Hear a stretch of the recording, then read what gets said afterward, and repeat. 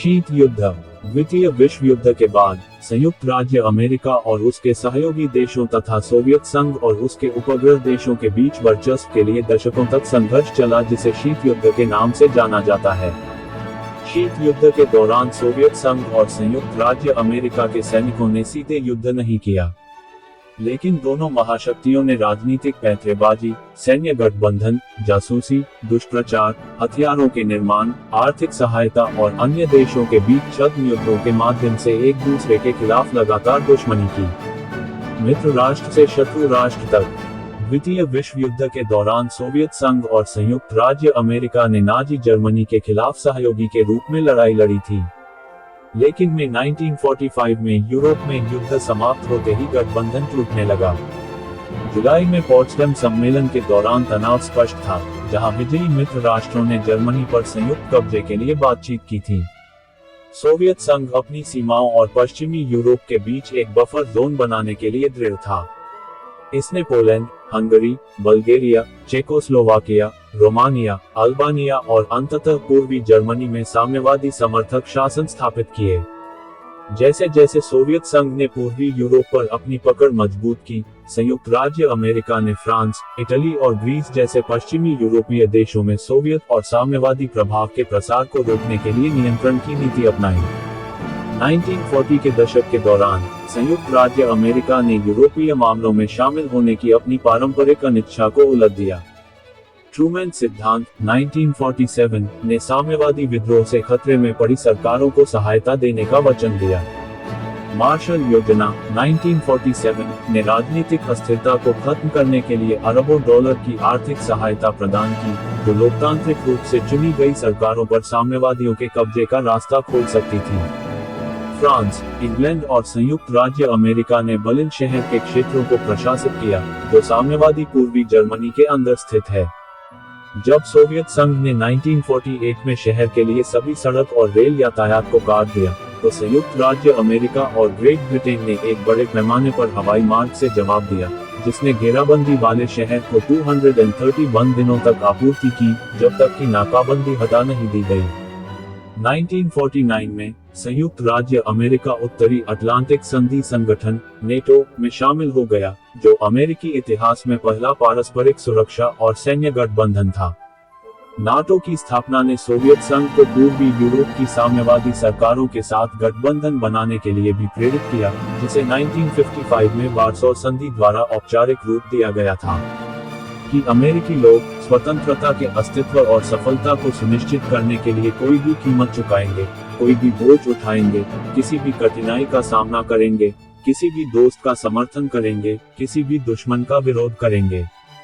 The bay of pigs. अपने शपथ ग्रहण से पहले JFK को आइजनहावर प्रशासन के दौरान क्यूबा के निर्वासितों को उनकी मातृभूमि पर आक्रमण के लिए प्रशिक्षित करने की योजना के बारे में जानकारी दी गई थी। इस योजना में यह अनुमान लगाया गया था कि क्यूबा के लोगों और शायद क्यूबा की सेना के तत्वों के समर्थन से कास्ट्रो को उखाड़ फेंका जाएगा और संयुक्त राज्य अमेरिका के अनुकूल एक गैर कम्युनिस्ट सरकार की स्थापना होगी। केनेडी ने ऑपरेशन को मंजूरी दे दी और 17 अप्रैल को लगभग 1400 निर्वासित क्यूबा के बे ऑफ पिग्स में उतरे। पूरा बल या तो मारा गया या पकड़ लिया गया, और केनेडी ने ऑपरेशन की विफलता की पूरी जिम्मेदारी ली। हथियारों की दौड़। जून 1961 में केनेडी ने ऑस्ट्रिया के वियना में सोवियत नेता निकिता क्रुश्चेव से मुलाकात की। नीचे राष्ट्रपति केनेडी और क्रुश्चेव के बीच उनकी पहली लंच मीटिंग में हुई बातचीत के मुख्य बिंदुओं को रेखांकित करने वाला ज्ञापन देखें। शिखर सम्मेलन के दौरान क्रुश्चेव के आक्रामक लहजे से केनेडी हैरान रह गए। एक समय पर क्रुश्चेव ने बर्लिन में मित्र देशों की पहुंच को काटने की धमकी दी।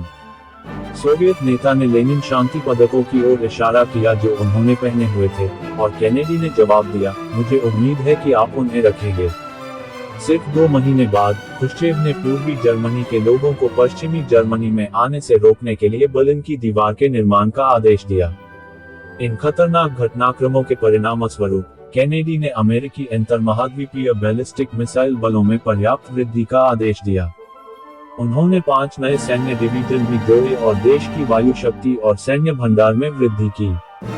इस बीच सोवियत संघ ने परमाणु परीक्षण फिर से शुरू कर दिया और राष्ट्रपति केनेडी ने 1962 की शुरुआत में अनिच्छा से अमेरिकी परीक्षणों को फिर से सक्रिय करके जवाब दिया।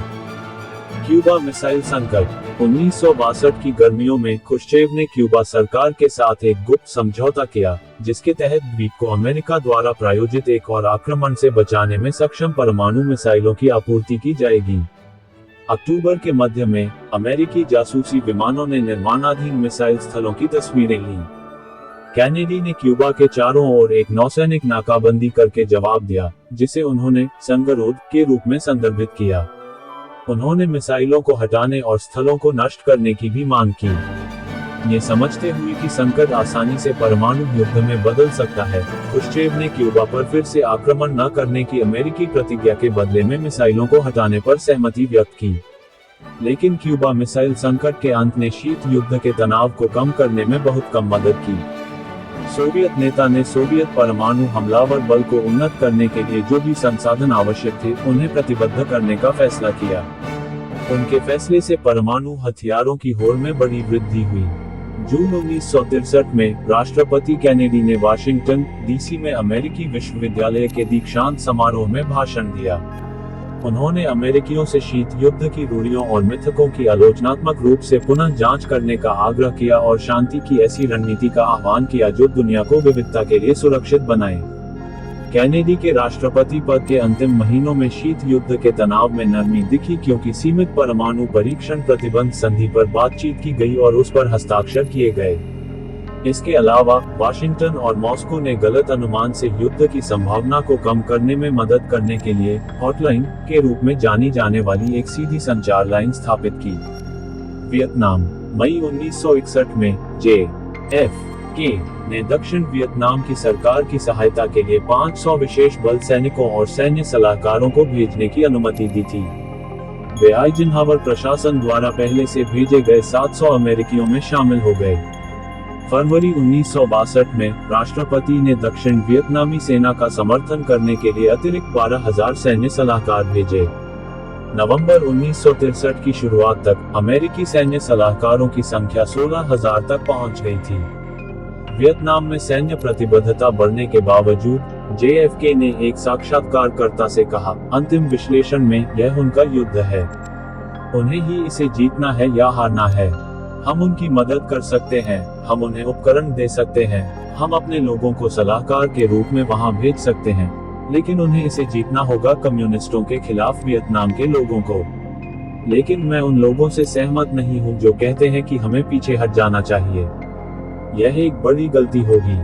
संयुक्त राज्य अमेरिका ने यूरोप की रक्षा के लिए यह प्रयास किया। अब यूरोप काफी सुरक्षित है। हमें भी भाग लेना होगा, शायद हमें ये पसंद न आए, एशिया की रक्षा में। अपने जीवन के अंतिम सप्ताहों में JFK वियतनाम में संयुक्त राज्य अमेरिका की प्रतिबद्धता के भविष्य को तय करने की आवश्यकता से जूझ रहे थे और बहुत संभव है कि उन्होंने अपनी मृत्यु से पहले कोई अंतिम निर्णय नहीं लिया था।